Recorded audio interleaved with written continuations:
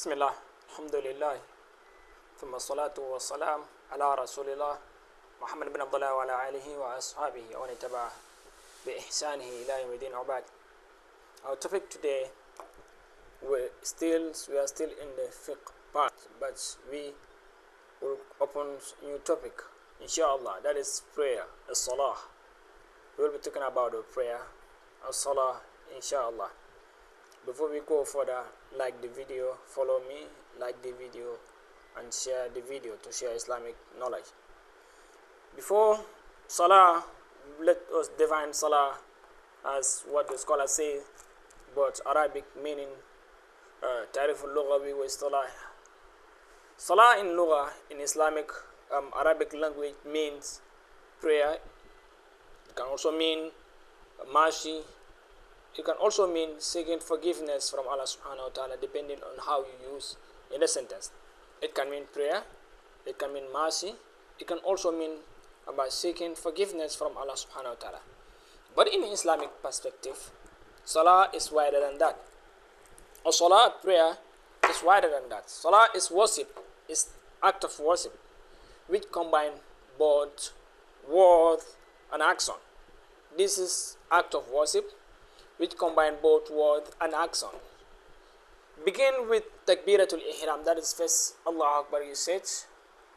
It begin with takbiratul ihram and end with salam alaikum, and end with assalamu alaikum, what we say at the ending. Salah is both acts, is act of worship which combine both word and action. It started with takbiratul ihram, the first Allahu Akbar, and end with Assalamu alaikum. That is definition of salah. Let's come to importance of salah. Before we talk about salah, before we go further, let us talk about the importance of salah, inshallah.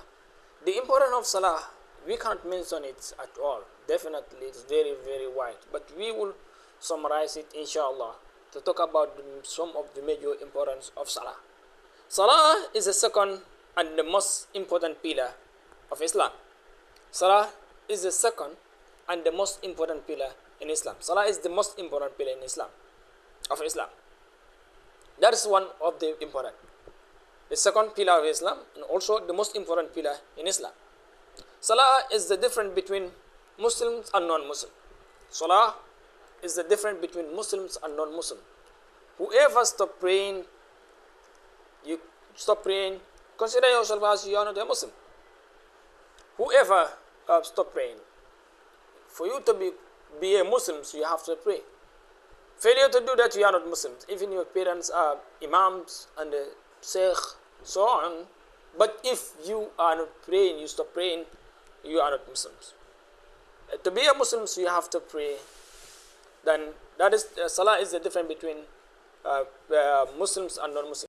The Prophet Muhammad ﷺ says that the difference between us and the non-believers is salah. Then whoever stop praying, you are not a Muslim. Another importance of salah, all other worships, all other acts of worship, all other 5 pillars of Islam, so was given like Saum, fasting, zakat, and so on, we are given to the Prophet Muhammad ﷺ on this earth surface. But salah, when Allah subhanahu wa ta'ala want to give him a salah, he called him Prophet Muhammad ﷺ to the heaven. Allah gives salah to the Prophet Muhammad in heaven, on heaven, not inside, not in the earth surface, but in the heaven directly. Allah himself give it to the Prophet Muhammad.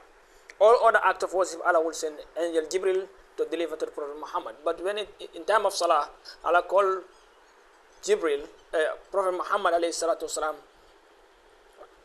him to the heaven and give him the salah, 5 daily prayer. So it is very important. That make it very, very important. The primary purpose of salah is to act of purification. Salah is the act of purification. Will purify human soul. Salah will purify you, your soul, to make you become a clean Muslim, to make you come closer to Allah subhanahu wa ta'ala, to make you communicate subhanahu wa ta'ala. Purification of heart, it will purify your heart, because Allah subhanahu wa ta'ala said, inna salata tanha anil fahsha'i wal munkar. He said, indeed, the prayer prohibits immorality and wrongdoing. Tanha anil fahsha wal munkar. The prayer prohibits immorality and wrongdoing. So the prayer will always, if you constantly pray, your prayer will prohibit you from doing bad things and also doing immorality.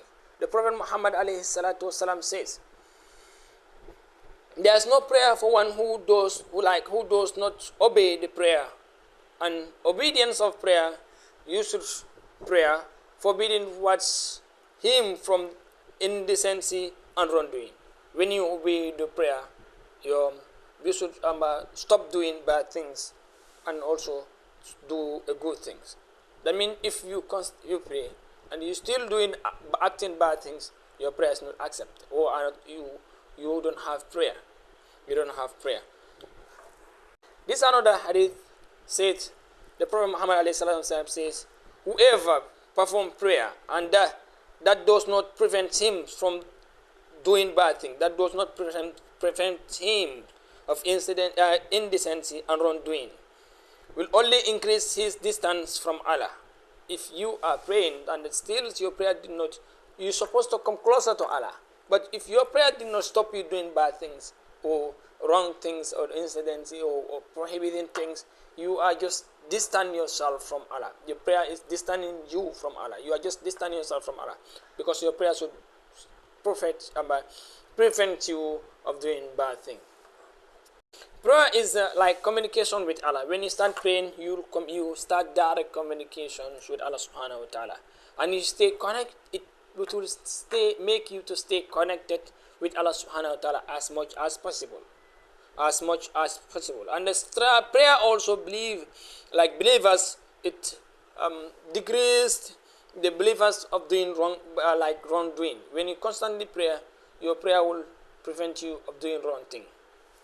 Allah said in Quran, فَإِذَا قَرَأْتُمُ الصَّلَاةَ فَاذْكُرُوا اللَّهَ قِيَامًا وَقُعُودًا وَعَلَى جُنُوبِهِمْ al-ayah.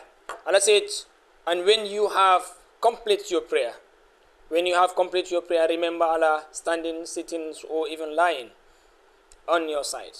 When you complete prayer, you should remember Allah subhanahu wa ta'ala. You should pray while you're standing or sitting or lying down, in any condition possible you should, but you have to. Allah said, Ya ayyuhalladhina amanu ista'inu bis sabri was salah inna Allaha ma'as sabirin. He said, oh you who believe, seek help through patience and prayer. Seek help through patience and prayer. Indeed, Allah is with those of patience, those who always patient. So we seek help, we seek guidance, we seek protections through help, through prayer. Whatever we want from Allah subhanahu wa ta'ala, we seek Him through prayer. Whatever we like, we go to Allah subhanahu wa ta'ala through prayer. Prayer is the most highly communications, like form of communication from human being to Allah subhanahu wa ta'ala. When you want to communicate to your creator, just stand and pray. Perform ablution, you pray. It will make you connect to Allah subhanahu wa ta'ala and also prevent you of doing some bad things. We stop here. We'll continue part 2, inshallah, the importance of prayer.